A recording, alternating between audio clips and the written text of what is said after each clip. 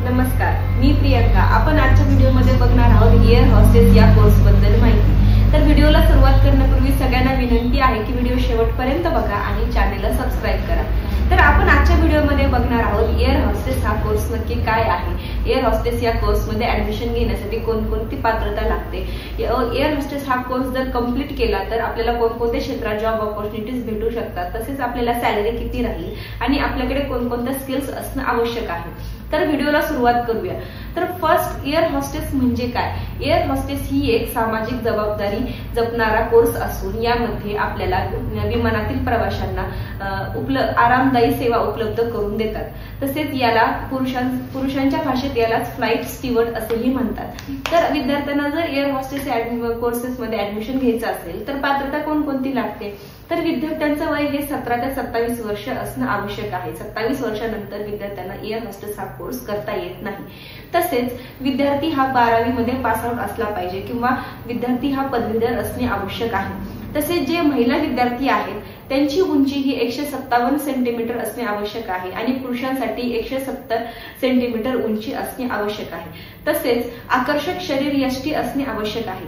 त्यानंतर विद्यार्थ्यांना इंग्रजी आणि हिंदी भाषेचं ज्ञान असणे आवश्यक आहे आणि जर काही विद्यार्थ्यांना परदेशी भाषा येत असतील तर त्या विद्यार्थ्यांना अजून नवनवीन संधी उपलब्ध होऊ शकतात। तर आता पाहूयात की जर एअर हॉस्टेस हा कोर्स जर कंप्लीट करायचा असेल तर आपल्याकडे कोणकोणत्या स्किल्स असणे आवश्यक आहे। तर फर्स्ट आपल्याला गुड कम्युनिकेशन स्किल असलं पाहिजे, म्हणजे आपल्याला ग्राहकांसोबत बोलण्यासाठी आपल्याला गुड कम्युनिकेशन स्किल असणं आवश्यक आहे। तसेच आपल्याला सिच्युएशन नुसार निर्णय घेता आले पाहिजेत। आपत्कालीन परिस्थिती ही कशी हाताळायची याचं देखील ज्ञान असणं आपल्याला आवश्यक आहे। तसेच कस्टमर सर्व्हिस कशा प्रकारे द्यायची आणि कस्टमर हे देखील ज्ञान असणं आवश्यक आहे। तर आता पाहूयात की एअर हॉस्टेस या कोर्सचे टाइप्स किती आहेत। तर या एअर हॉस्टेस या कोर्सचे 3 टाइप आहेत। म्हणजे फर्स्ट आहे सर्टिफिकेट कोर्स। सर्टिफिकेट कोर्स हा 6 महिने ते 1 वर्षाचा असतो। तसेच डिप्लोमा कोर्स हा 1 ते 2 वर्षाचा असतो आणि डिग्री कोर्स हा 3 वर्षाचा असतो।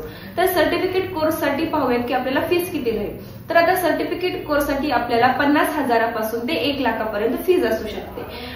डिप्लोमा कोर्सेससाठी आपल्याला 1 लाखापासून ते 3 लाखापर्यंत फीज असू शकते आणि डिग्री कोर्सेससाठी आपल्याला 2 लाखापासून ते 5 लाखापर्यंत फीज असू शकते। म्हणजे ते डिपेंड करतं की तुम्ही कोणत्या कॉलेजेसला ऍडमिशन घेतलेलं आहे ते। तर आता पाहूयात की जर हा कोर्स कंप्लीट केला तर कोणकोणत्या क्षेत्रामध्ये आपल्याला जॉब ऑपॉर्च्युनिटीज भेटू शकते। तर फर्स्ट आहे डोमेस्टिक एअरलाइन्स, म्हणजे जे गो इंडिगो एअरलाइन्स, स्पाइस जेट यासारखे जे एअरलाइन्स आहेत त्यामध्ये विद्यार्थ्यांना जॉब ऑपॉर्च्युनिटीज भेटू शकतात। तसेच इंटरनॅशनल एअरलाइन्स मध्ये सुद्धा विद्यार्थ्यांना जॉब ऑपॉर्च्युनिटीज भेटू शकतात। तसेच क्रूज मध्ये देखील विद्यार्थ्यांना एअर हॉस्टेस हा कोर्स कंप्लीट केल्यानंतर जॉब भेटू शकतो। तर आता पाहूयात की एअर हॉस्टेस हा कोर्स कंप्लीट केला तर आपल्याला सॅलरी किती राहील। तर आपल्याला सॅलरी सर्टिफिकेट कोर्स जर आपण कंप्लीट केला तर आपल्याला 25,000 पासून ते 50,000 पर्यंत आपल्याला प्रति महिना सॅलरी राहते। म्हणजे जर आपण डोमेस्टिक एअरलाइन्स मध्ये जर आपल्याला नोकरीच्या संधी उपलब्ध झाल्या तर आपल्याला 25,000 पासून ते 50,000 पर्यंत प्रति महिना मिळू शकतो। आणि जर आपण इंटरनॅशनल एअरलाइन्स मध्ये जर आपल्याला जॉब भेटला तर आपल्याला 1 लाखापासून ते 3 लाखापर्यंत प्रति महिना भेटू शकतो। म्हणजे जर तुम्हाला एक्सपिरियन्स असेल तर ते या पॅकेज मध्ये सुद्धा वाढ होऊ शकते। आणि जर विद्यार्थ्यांकडे गुड कम्युनिकेशन स्किल असेल, विद्यार्थ्यांना नवीन ठिकाणी फिरण्याची आवड असेल तर विद्यार्थ्यांसाठी एअरलाइन्स हा एक प्रतिष्ठित कोर्स असू शकतो आणि विद्यार्थी या कोर्समध्ये ऍडमिशन घेऊ शकतात। आणि जर विद्यार्थ्यांना या कोर्सेस बद्दल अजून माहिती हवी असेल किंवा या विद्यार्थ्यांना जर या कोर्सेससाठी ऍडमिशन घ्यायचं असेल तर खाली दिलेल्या कॉन्टॅक्ट वरती संपर्क साधा आणि आमच्याशी कॉन्टॅक्ट करा। धन्यवाद।